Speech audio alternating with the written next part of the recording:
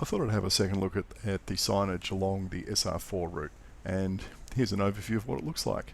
Not the best, a little bit faded and just awful. So what's it like actually trying to follow this route? Well, this time I came from a different direction down Barnstaple, and there's no signage on that corner telling me to turn left to go up here, and no symbols on the road. And this is what I did at every intersection. I rode down at normal speed trying to look for some signage, and then went and took a photo of it. And you can see there it's small, it's faded, and you'd never see that in a million years coming down the hill at 40 odd kilometres an hour. Along here there are no bike symbols on the road, and we get to this intersection and I'm looking across the road going, where do I go from here? And you might possibly be able to see that sign on that pole on the other side of the road way off in the distance, but you know, approaching this corner at normal speed, no, you never see it. Now this is about the only bit of the ride that I did in real time rather than speed it up, because I just wanted to show what it's like slugging away up this hill, you know, with parked cars on the side here.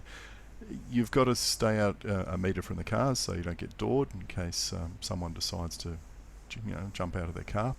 And the road is of such a width that if you do that and you've got traffic coming down the hill and traffic coming up the hill behind you, you're going to get a close pass or get some pretty angry drivers honking their horn behind you. It's not real good.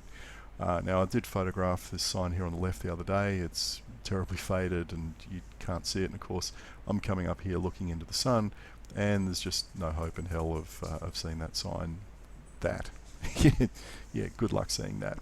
Now again, on this corner there's no refuge, there's no symbols painted on the road here telling you to turn right. There's just no indication that you want to actually go down here as a bike route. Again, the lovely surface on this street, I guess it's been re-asphalted at some point, and no one's ever come along with a can of spray paint and repainted the bike symbols.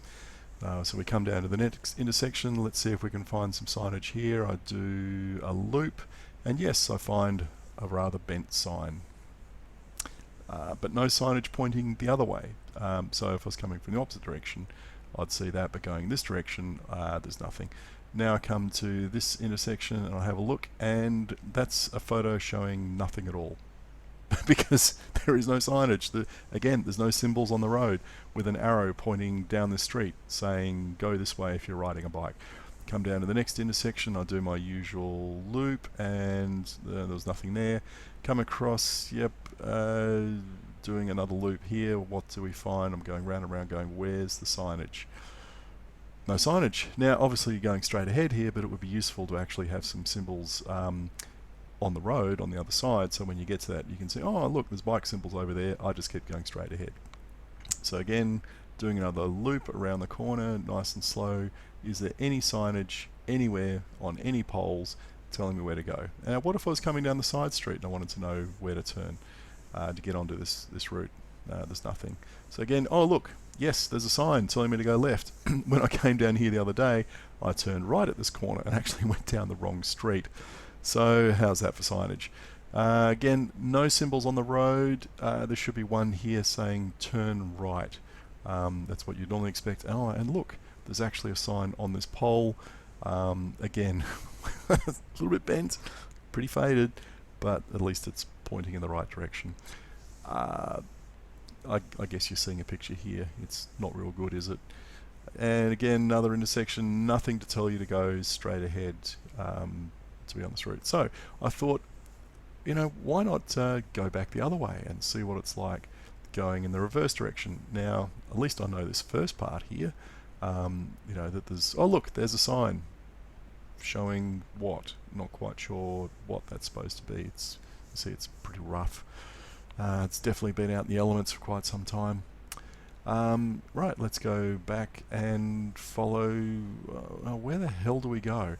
And you know, my map memory is absolutely terrible, and I've known this for years. It's just rubbish, and I'm getting to these intersections thinking, I know I was supposed to turn somewhere along one of these streets. Which one was it?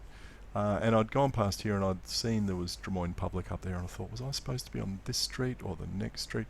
I don't know. I think I'm heading back down a completely different street here. Again, because the signage is just so garbage. Sorry, that's the only word I've got for it. It's just rubbish. Now I think I am back on the correct route here, but yes, I am in fact on the correct route, but you wouldn't know it, would you? It's just terrible. Now we're going down the hill, and we've got to turn right here. Again, there's no signage on the road to tell you to pop out there.